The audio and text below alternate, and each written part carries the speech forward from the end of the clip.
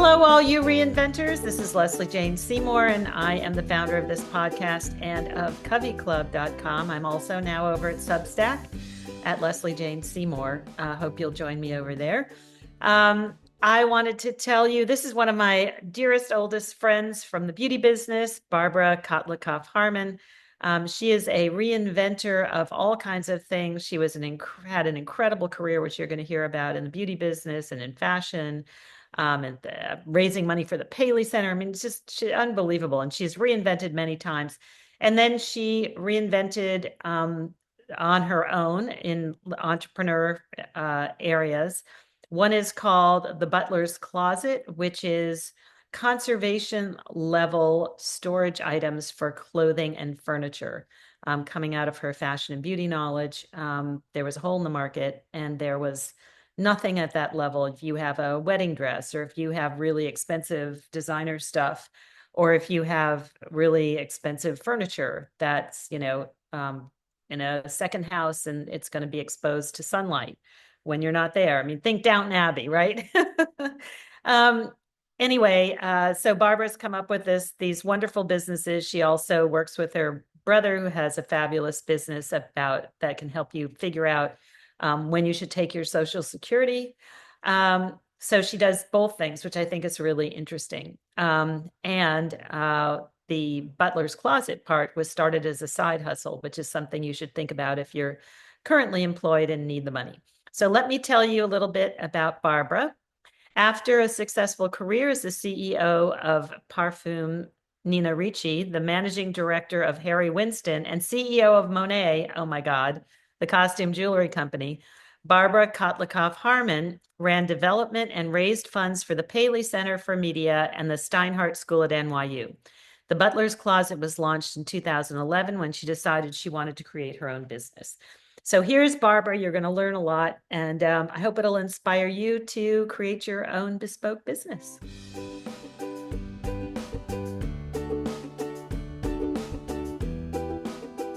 So Barbara, I'm so excited to have you on the podcast. This is finally, after a long, long time, we finally get to do it. Nice to see you. You look great.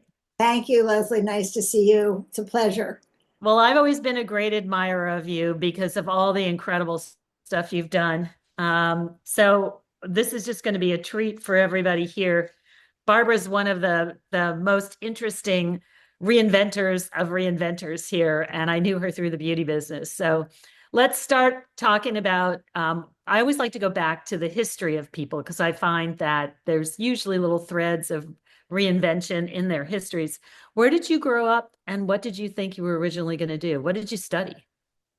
Well, that's a good question. I grew up in Pennsauken, New Jersey, which is outside of Camden and Cherry Hill. Okay. And my father and his family had a department store called Kotlikoff's. And I thought I was going to grow up to be a lawyer like my father, but I took a different path. And I went to a terrific Quaker school for high school in Philadelphia called Friends Select. And then I went to the University of Pennsylvania, majored in English. While I was thinking about this interview, it occurred to me that my mother was a musician. And wow. my mother and her three sisters were musicians, and my mother studied music in college and was a music teacher for a little bit. And I sang in choirs my whole life. Anything artistic was around music, and I never had any art classes, which I regret. And because I was thinking about how being involved in the beauty business and inventing products and things like that didn't spring from my original studies. Right. Interesting, right? I think probably people out there who are listening, many of them, we might be the last of the liberal arts majors. It's like, what do you do with an English major? Well, you end up being in the beauty business, right? I It's think like, you're absolutely right. so talk a little bit about your background, just briefly, so people understand how you got into the beauty business and what you did there, just real brief, because we only have a half hour, but. Sure. So after I finished college, I moved to New York and I worked for two advertising agencies, Gray and Foot Cone and Belding. And then I was hired by Clairol. They were my client. I was at Clairol for a few years. And then I went to a branch of American Cyanamid called Jekyll and Cochrane, a division of American Cyanamid. So it's a tiny division, two major brands, Pierre Cardin Man's Cologne and Nina Ricci's L'air du Temps. So Oh, first, I love Le Duton. Mm-hmm. so I first worked on the Cardin brand, and then I was, going back in preparation for this. I realized I was with Nina Ricci for 14 years. Oh, wow. That's a long 14 time. years. So I ultimately became the VP of marketing and then became the CEO of a freestanding company that Mr. Ricci established. So I traveled back and forth to France regularly, went to all the couture fashion shows, and did a lot of product development because in those days, and it's probably the same today, there were purchase with purchase or gift with purchase items. So we were inventing and creating bags and pearl necklaces and all kinds of things. So I did a lot of product development because all the perfumes were made in France. There, I didn't have anything to do with that. But I You were loved doing working marketing stuff. with Robert Ricci, who is a fantastic human being and a great mentor. Oh, wow. How wonderful to be mentored by him. That's incredible. And so then, what did you do after that? So after Nina Ricci, I went into the jewelry business. And first, I ran the Harry Winston US business, the big fancy jewelry company, which was interesting. And then I went completely to the other side of the spectrum and worked for Monet, the Oh, costume jewelry. Monet. I remember Monet. Yeah. Yeah. And I started in the marketing arena and eventually rose to become the president of the company. And we sold it to Liz Claiborne. So I was out of a job because we sold it, and I didn't want to go back to the beauty business. Felt that I had been there, done that, and I ended up working then for two not-for-profits. One was the Paley Center for Media, used to be the Museum of Television and Radio, right on I mid. love the Paley Center. Yeah, I've done stuff there. Yeah. Yeah, and then after that, I spent 5 years at NYU as the vice dean of development for the Steinhardt School, which is the second largest school. It's a school of education. Oh, So wow. it was very interesting. I think when one makes a career change like that, to go into the not-for-profit world after being in the for-profit world, one should think about it very seriously because um, the businesses are very different. I don't know if Yeah. I'd call a not-for-profit a business, but essentially these organizations are very different, and the skills that you bring to them may not be valued as highly as they would if you stayed within the industry where you've grown up and you know what the rules of the road are. Right. But That I makes learned a sense. lot Yeah. in both organizations. And so let's talk about then you launched your own businesses. And let's Well, talk about, you said you had little businesses when you were younger, and you have some show and tell, which I want to I see. do have some show and tell. Well, as I was saying, Lesley, going through in preparing for this, this podcast, I went back and sort of thought about the things that had brought me to the point of launching my own business. And I realized when I first came to New York and was working, and one of my recommendations is one ought to always have a side hustle.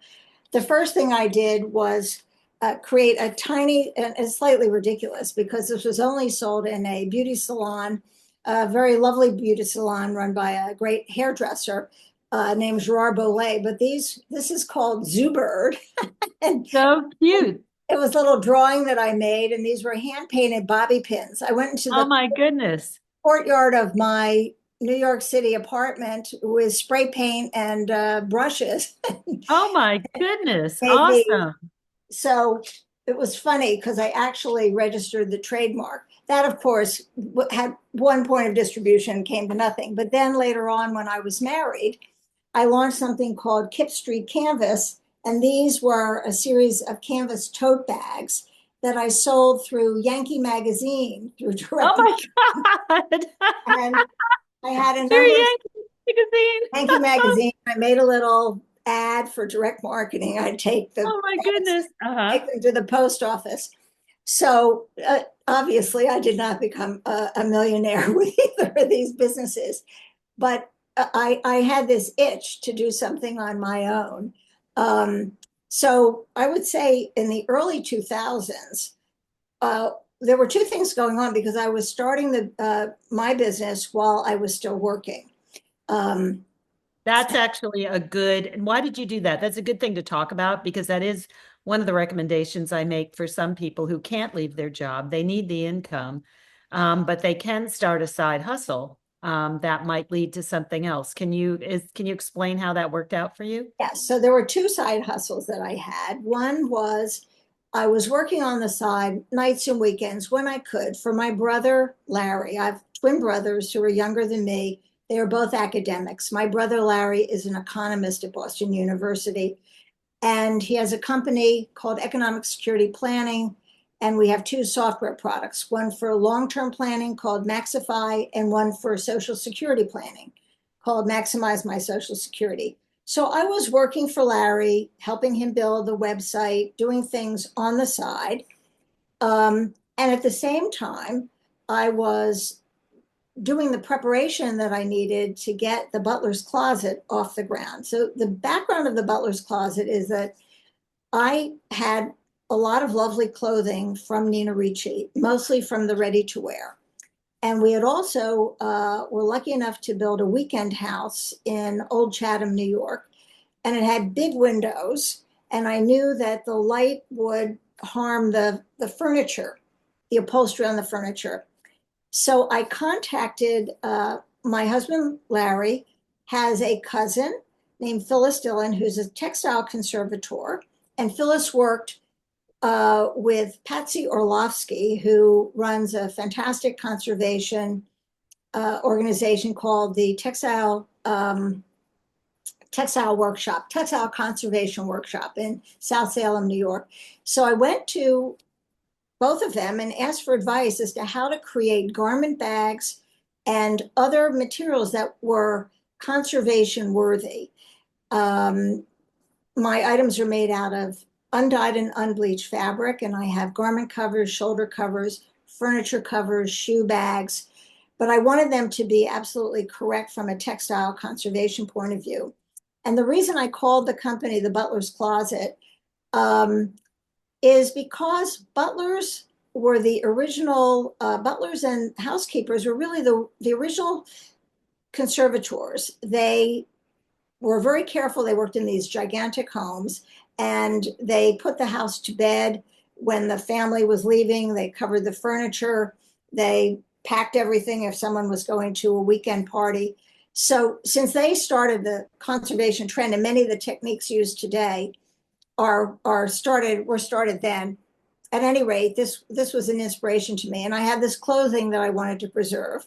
So I worked with an upholsterer in Hudson, New York, and developed the patterns and found a manufacturer. And all this took many years before I launched in 2011 and built a website.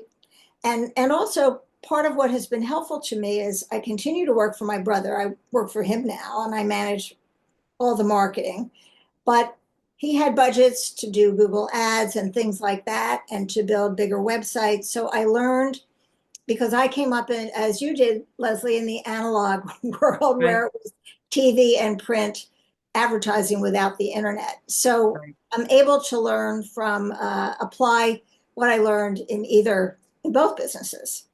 Right. So talk a little bit about what are the uses for the butler's closet products. I mean, if you have a wedding dress, if you have, I mean, what are people buying it for? What are you selling the most of and what are you seeing? Are there uses there? Sometimes this happens that you didn't think of that people are letting you know they're doing. Well, that's a good point. So my most popular products are my garment covers. I make shoulder covers and garment bags in three different sizes, and I also make a wedding preservation You gown. do. Ah, I wish So, I'd known that. I have my husband's my mother-in-law's dress, which we weren't, it's practically destroyed, but I wish I'd known. well, you could possibly, Lesley, have it possibly restored depending on the shape it's in, and we could talk about that separately. Okay. All right. Good to There's know. I certain didn't know you could restore conservators it. that, Okay. depending on the age of the item, might bring it back to life. Interesting. Um, I introduce, not every single product is a hit, but some are bigger hits than others. I introduced, well, in addition to the furniture covers, which are great for covering your furniture, if you have pets, if you have small children, those are the uses. And also if you have bright sunlight of any sort, it keeps the dust off the fabrics. And what people don't know is dust creates an invisible layer and things get really, um, the dust hardens. So Yes, I didn't know that. Where, yeah, yeah. the materials can in fact be abraded because dust is very sharp. So the furniture covers sell well. I invented something called the shoe shaper, which is a, I didn't, they're in the other room. I could show That's you, okay. That's all right. You but can talk about it. they're stuffers that go into your shoes. They again are made from undyed and unbleached fabric and have a stuffing that is correct for conservation. I have some cotton storage bags that are lovely. And then I've just introduced a very large canvas underbed storage bag that was a big hit with my customers and sort of reminded me that one really needs to refresh the product line so that your existing customers, and about 30% of them come back to me and repurchase, have something new to look at Right. and are interested in. Right. That makes a lot of So sense. so I'm thinking of more products. I have shoe bags. I have horn products from England, shoe shaper, and clothing brushes. So I have about 20 SKUs, and it Wow. keeps me hopping, keeping everything in stock and doing all the inventory projections. Mm. So what was the biggest surprise doing this business? That's a good question. Um, I think, well, one very nice surprise is that I have lovely customers. I am customer service and I am emailing if somebody has a question or problem, That's I email lovely. right away, their returns or whatever. Um, I think the biggest surprise is that you have to be prepared for change. So the manufacturer in Brooklyn, most of my products are made in the US, but other products are made in China, but all the garment bags and shoe bags are made in the United States. My very great partner who manufactured for me in Brooklyn decided to retire. Oh So, no. yes, and I've been working with him since 2010 because we had to build inventory before I launched. And it was, I'll tell you a cute story. When I contacted him, he wanted to come see me in my apartment to sort of make sure he wanted to determine if he felt I was trustworthy to work with, could pay the bills, whatever. He was an old timer from the garment industry, lovely guy. Um, so immediately I jumped in to try to find a new manufacturer and was not happy to know that manufacturers in New York not only would charge more money, but didn't ship for me. So long story short, ended up with a great solution that there was a factory literally next door to the factory I worked with in the same building on the same floor. Exactly. It was a great surprise. And we moved things and started manufacturing without missing a beat. I'd say the other surprise was working through the pandemic because Yeah. my Yeah. original manufacturer closed his factory. My husband and I packed everything up, took it up to my our weekend house, and Hmm. sales were slower, but I packed everything up and took it over to FedEx, and was shipping the products regularly during that time until the factory could reopen. So I was lucky that we were able to stay in business. Yeah. Yeah. Yeah. And I would imagine, are you seeing any kind of uptick right now because of usually when the world gets more chaotic, people like to work on their homes, they like to work on their wardrobes, they like to, they're not going to be going out and buying if everything is chaos. They're not replenishing things, they're probably taking better care of things that they already have. Are you seeing any of that? I'm seeing it in two ways, Lesley. Um, my sales in 2024 were going gangbusters. They were going up 40 to 50% year over year. Yeah, a giant burst. And then things flattened out in August. And in September and October, the business plummeted. Right, because everybody was no, but everybody held their breath. The They entire were world holding their breath stopped for doing the anything. election. Yep, I yep. was very nervous. I The also, whole world, that just everything stopped forever. Everybody I yeah, do, people were focused on the election, and that was it. That that was was it. it. So what I did was I had not updated my website for since 2017 or 2018. And my web partner, the consultant I work with, I decided to just jump in it. I had postponed this upgrade for a year, and I worked like crazy with him for 2 months, got the new website up. And at the same time, I ran a sale for Black Friday. I don't do lots of sales because having grown up in the department store business, I find that you can go down the tubes that way. But nonetheless, Thanksgiving was great, Christmas was great, and then this introduction of the new canvas bag was really January's terrific. Now, since I introduced the bag and I gave a promotional price, and things have, the sale is over, and we're seeing more, let's say, activity in Washington. I won't say anything that's political. We'll see how February goes in March. People do. This is the time that people buy organizing products, Yeah. and and I've been very thankful that my business has grown significantly, even though I have big competitors like the Container Store and other companies. But Yours is a bespoke business. Yours is more, I mean, yes, you can go to the Container Store, but you're not going to get preservation quality stuff. I think you're right. Yeah. You're right. And a lot of the products are made overseas. Yeah. So, So what are you looking forward to? What do you sort of have your eye on coming up? What should people be watching?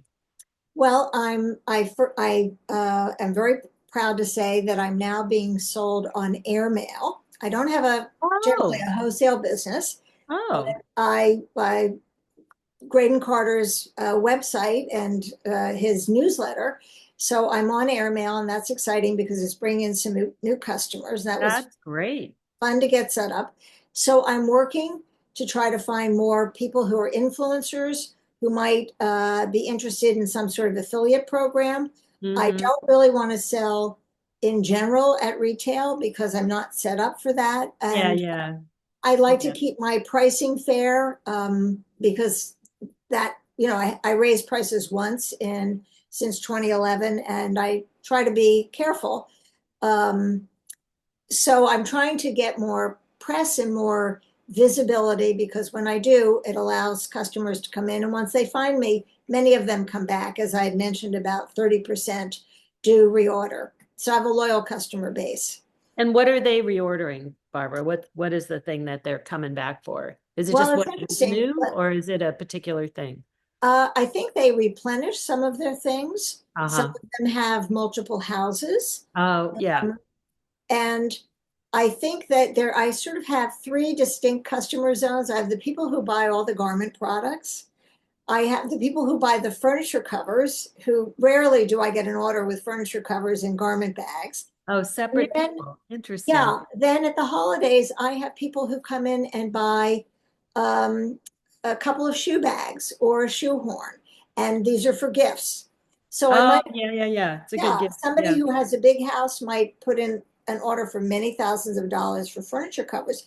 And right. let me mention that we have a free measuring service. So if someone sends us photos and we have drawings on the website to show how to measure your furniture, Oh, my my interesting. husband, who's an architect, will sit down and do the measurements, and we give the recommendations of what size furniture cover you should buy. I see. And it's only interior, right? You don't do exterior. We don't do exterior, no. Okay. And so, as we go to the end of this, let's just talk about if people who are listening here want to do something like this. They want to do a business of their own. A lot of people are trying to reinvent themselves or create a side hustle. What would you say are three of the best tips or tricks you might give them about doing it. And, for someone, who's been around the block, they're not newbies, they're not 20. Um, what are the kind of three specific do's and don'ts that you've learned that you could pass along? If Well, I I want, would, if I want to copy the kind of business, this bespoke business in an area that I think there's a hole in where I can do something special with an upgrade.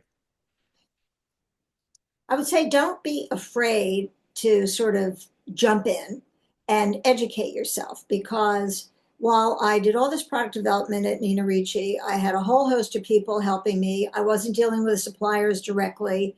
I didn't, I worried obviously about the cost of goods, but I think that given one's experience, you may know more than you think you know. So don't be afraid, because a lot of people will get in and give you helpful advice. And I find that people are very willing to share. So I think you should jump in. Um, I think that this sounds hackneyed. It's an old adage, but if you don't succeed at first, try again. I think you have to stick with it and be patient, because it takes a very long time. It took me from the early 2000s until 2011 to actually launch. And it's only in the last few years, because I haven't had a lot of money beyond Google Ads. I haven't hired a PR agency or anything like that. Um, if you have a bootstrap operation, you have to wait, but eventually, I think if you build it, they will come. I Mhm. think it takes time, and your customers are good supports, and they spread the word. Um, I saw a quote. I was going back through some old papers as I was preparing. I had cut out an article where Leonard Lauder was interviewing Donna Karan, and I've always admired Leonard. Me And one of too. the quotes that he had was, "Don't be a passenger, be an engine." So, Oh, yeah, I thought that was a good one. I think you have to have confidence that if you jump into something, that little by little people will join you, and you can make it work. So don't I've had great support from my husband, emotional support. I've had great support from my daughter Anna, who's an entrepreneur in her own right. And I think you just have to, gird yourself and move forward, because eventually you'll get it done. You'll find the pitfalls, but you'll get it done. So don't be awesome. afraid. Awesome. And where can everybody find you and find the products? Are you all over social media or where should we go? I'm on Instagram, but my website is www.thebutlerscloset.com. It's TheButlersCloset.com. And for my brother's business, if you Google Maxify, Maxifi.com, or maximizemysocialsecurity.com, you'll find the two brands that my brother's company sells. And they're terrific, and we have a lot of followers. And it's also a bootstrapped organization. But there were just recently two big articles, one by Peter Coy in the New York Times, and one in the Wall Street Journal, about the Roth Optimizer, which is a new module in Maxify that allows you to determine if you can do a Roth conversion. So people who are 60 and above, if they're thinking of that, our program allows you to understand how to do that and if it can work successfully for you. I love the fact that this is how my mind operates too. I like two different kinds of things. I like, like nerdy sort of, things about government or whatever. And then I also love beauty and fashion, which I think a lot of people are like that. And I think each side plays against the other. And I think they push you to do better in the other side, don't they? I agree, Lesley. I think there's a lot of cross pollination, Yeah, and that's why I think people should think about all the things they've learned when they decide to do something. And I guess I would say corporate life is not totally secure these days, very different from when we right, were in those positions. right. And I think if you can start a side hustle and do some things on the side while you're working, your time is money, and that's what you own, and that's what you can put into building a transition to a different career. Yes. Barbara, thank you so much. I appreciate your time. It's wonderful to talk to you, and I love hearing about the products, and everybody will go out and check them out. Thanks, And Lesley. I appreciate it. I'm a big admirer, and good luck with your next chapter. yeah, who knows what that's going to be. I actually would love to do like items. I have no idea what that means, but it would be fun to stretch my brain in a different way. Well, we can talk about that whenever you have I'm going to time. bring you on board. Okay, have fun.